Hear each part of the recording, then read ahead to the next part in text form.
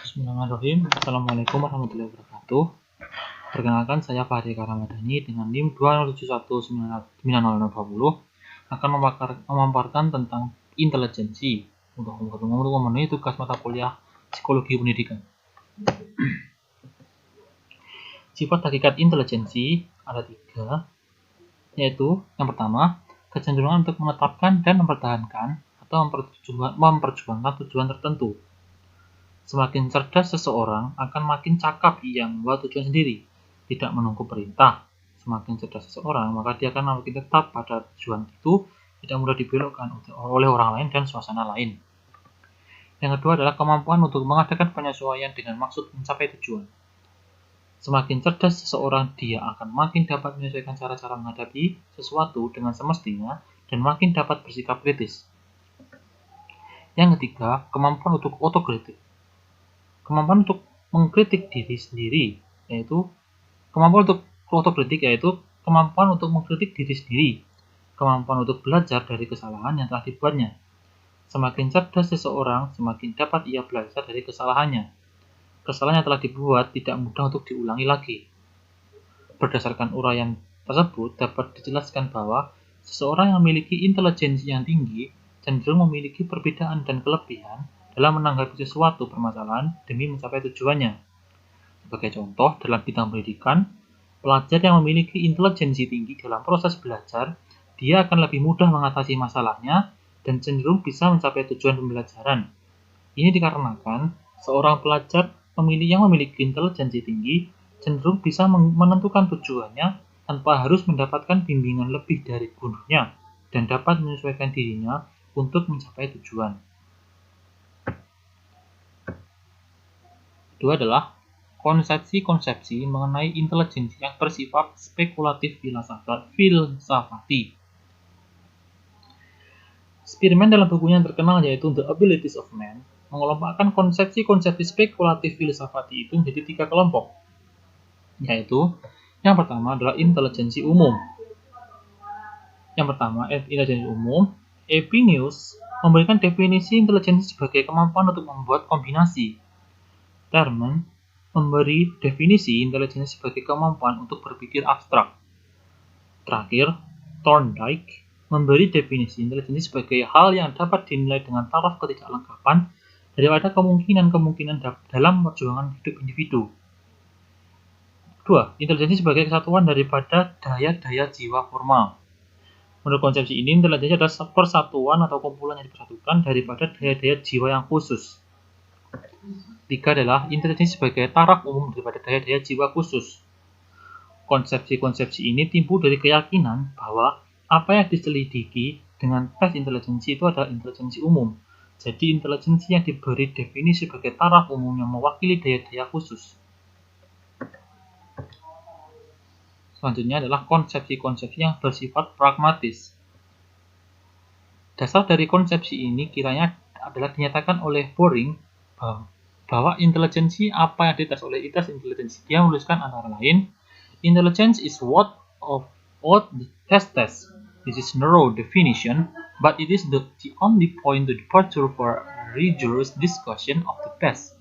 It would be better if the psychologists could have used some other, and I simplify what the test of intelligence is, until future scientific observation allow us to extend the definition.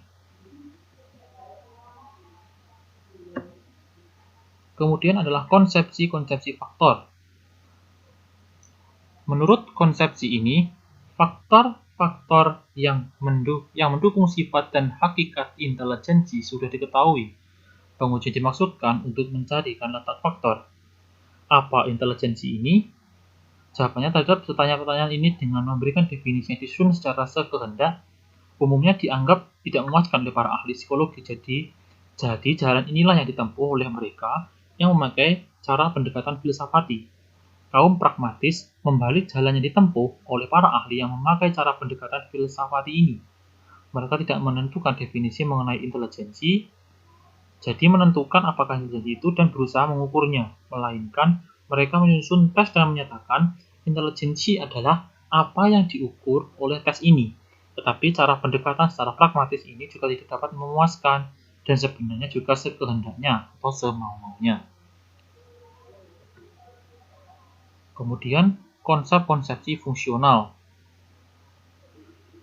Binet menyatakan sifat dan fungsi intelijensi itu ada 3 macam, yaitu pertama, kecenderungan untuk menetapkan dan mempertahankan atau memperjuangkan tujuan tertentu. Makin cerdas seseorang akan makin cakaplah dia membuat tujuan sendiri. Punya inisiatif sendiri, tidak menunggu perintah saja. Dan makin cerdas seseorang, maka dia akan makin tetap pada tujuan itu, tidak mudah dibolehkan oleh orang lain dan suasana lain. Kedua adalah kemampuan untuk mengadakan penyesuaian dengan maksud untuk mencapai tujuan itu. Jadi, makin cerdas seseorang, dia akan makin dapat menyelesaikan cara menghadapi sesuatu dengan semestinya. Yang ketiga adalah kemampuan untuk otokritik, yaitu kemampuan untuk mengkritik diri sendiri, kemampuan untuk belajar dari kesalahan yang telah dibuatnya. Makin cerdas seseorang, makin dia dapat belajar dari kesalahan. Kesalahan yang telah dibuatnya tidak mudah diulangi lagi.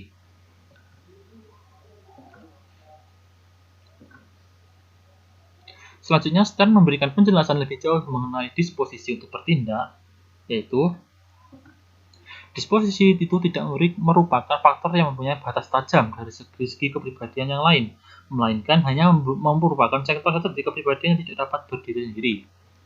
Disposisi ini tidak semata-mata ditentukan oleh dasar, tapi ditentukan juga oleh faktor dari luar atau konvergensi antar faktor dasar dari pengaruh luar. Ketika disposisi ini bermakna rangkap, yaitu potensi dan berarah tujuan, potensi-potensi tersebut mempunyai tujuan tertentu. Yang keempat, yaitu disposisi itu gejala-gejalanya dapat muncul dari kesadaran, tetapi bukanlah apa yang bisa disebut gejala kesadaran. Misalnya, intelijensi bukanlah gejala berpikir, akan tetapi yang merupakan syarat mutlak bagi aktivitas berpikir itu. Selanjutnya yaitu pengukuran intelijensi. Pengukuran intelijensi adalah prosedur pengukuran yang meminta peserta untuk menunjukkan penampilan maksimum, sehingga pengukuran intelijensi dilakukan untuk menggunakan tes yang dikenal sebagai dengan tes intelijensi. Dilihat dari segi pelaksanaannya, tes intelijensi dapat diberikan menjadi 2 macam, yaitu tes individual dan tes kelompok. Lalu, Winkel membagi tes intelijensi tersebut membagi tes intelijensi umum atau General Ability Test dan tes intelijensi khusus atau Specific Ability Test. Tes intelijensi umum terdiri dari butir soal dan berbagai bidang, penggunaan sebagai bahasa, bilangan, ruang, dan sebagainya. Kemudian, Wechsler menyusun 3 tes intelijensi, yaitu yang pertama yaitu The Wechsler Intelligence Scale for Children atau WISC. Yang kedua adalah The Wechsler Preschool and Primary Scale of Intelligence atau WPPI. Yang ketiga yaitu The Wechsler Adult Intelligence Scale. Intelijensi ini ditetapkan dalam ukuran yang disebut Intelligence Quotient atau IQ. Ukuran IQ adalah nisbah atau rasio antar umur kecerdasan atau mental age disingkat MA dengan umur kalender atau chronological age disingkat CA. Selanjutnya yaitu ciri-ciri perbuatan intelijen. Yang pertama, kemampuan mengatasi masalah, yaitu anak mampu memecahkan masalah baru yang lebih tinggi daripada tingkat kemampuannya. Contoh, seorang anak bernama Bambi di TK kelompok A mampu menyusun lebih dari 20 kepingan puzzle, sementara teman sebayanya baru mampu menyusun 10 keping saja. Yang kedua yaitu perbuatan yang dilakukan sesuai dengan tujuan, praktis, ekonomis, cepat, dan akurat. Contoh, Bani usia 5 tahun memilih menyusun 5 balok terlebih dahulu sebelum ia membangun sebuah jembatan dari balok atau seseorang anak yang menyelesaikan satu masalah yang dihadapinya secara tuntas, baru kemudian menyelesaikan tugas lainnya. Yang ketiga, masalah yang dihadapi harus mengandung kesulitan satu tingkat di atasnya. Contoh, Audi anak TKB mampu membaca buku cerita anak dengan lancar. Yang keempat, keterangan solusinya harus dapat diterima oleh masyarakat. Apabila kita merasa lapar, maka kita harus memberi makanan, jangan mencuri. Contoh, Desi seorang gadis cilik yang cantik, walaupun ia lapar, ia tidak mau mengambil makanan temannya yang tergeletak di meja, walaupun tidak ada yang melihatnya. Yang kelima, kemampuan abstraksi digunakan dalam memecahkan masalah. Contoh, Alina seorang anak berusia 4,5 tahun mampu mencari jejak atau miss yang diberikan oleh gurunya. Terakhir, memerlukan tingkat konsentrasi yang tinggi. Contoh, seorang anak bernama Raffi, jari tangannya teriris oleh pisau. Ia segera memanggil ibunya dan bukan hanya berteriak-teriak saja atau menangis, tetapi tidak melakukan tindakan apapun.